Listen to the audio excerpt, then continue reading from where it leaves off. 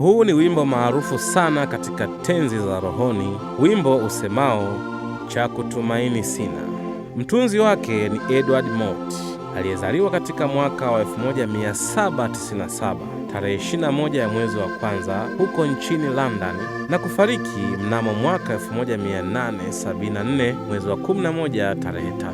Akiwa na umri wa miaka 16 aliongoka baada ya kusikiliza hubiri lililohubiriwa na Reverend John Haidt. Baada ya miaka miwili alijiunga na kanisa la Baptisti kisha kwenda kuishi Southwark kaskazini mwa mto Thames. Kutokea huko, Edward alisafiri mara kwa mara maeneo ya kaskazini mwa London kwa lengo la kufanya biashara zake. Historia inaeleza juu ya Edward kwamba baada ya kuongoka kwake aliteuliwa kuhudumu kama mchungaji wa Kibaptisti kwenye maeneo ya Horsham huko Sussex, ambapo alitumika kwa takribani miaka 21. Siku moja mnamo mwaka 1834 alipokuwa anaelekea kwenye biashara zake, wazo lilikuja akilini mwake kuwa ingekuwa ni vyema kama angeandika wimbo uhusuo uzoefu wa kuwa Mkristo. Alikuwa anaendelea na safari na alianza kutunga, na alipofika katika milima ya Hilborn akawa tayari ametunga maneno ya korasi ya wimbo huu cha kutumaini sina,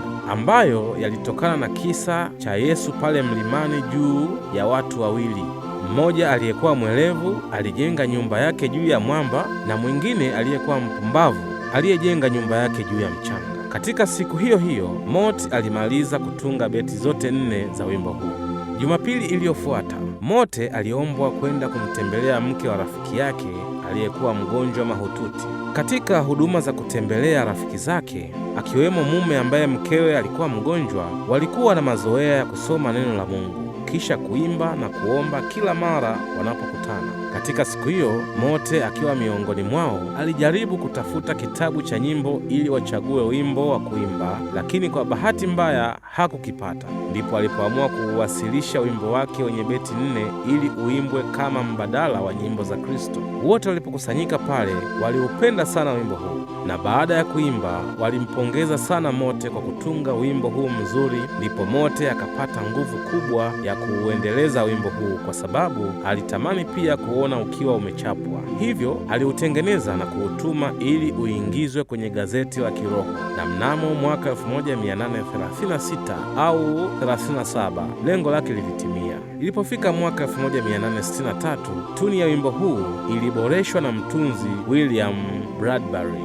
Zaburi ya 125 mstari wa kwanza inasema, wamtumainio Bwana ni kama mlima Sayuni ambao hautatikisika wakaa milele. Hakuna binadamu yeyote awezaye kumpatia binadamu mwenzake tumaini lenye uhakika isipokuwa Yesu Kristo peke yake.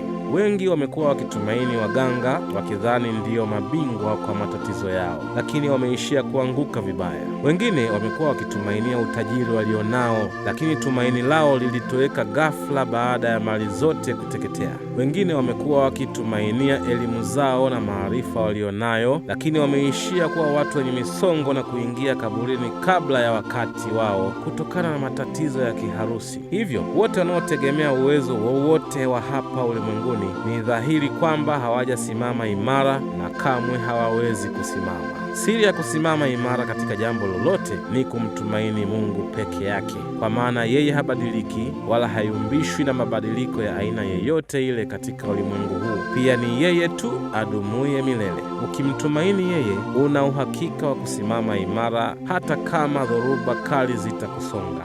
Ukimtumaini yeye, una uhakika wa kuhesabiwa haki kwa imani kupitia Yesu Kristo, na pia utakuwa na uhakika wa ondoleo la dhambi kupitia damu ya Yesu Kristo. Ukimtumaini Mungu pia utakuwa na uhakika wa kusimama imara hukumuni, kwani mtetezi wetu Yesu Kristo atakuwa upande wako.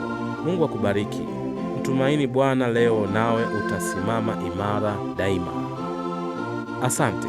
Usisahau kusubscribe, kulike, kushare na kucomment.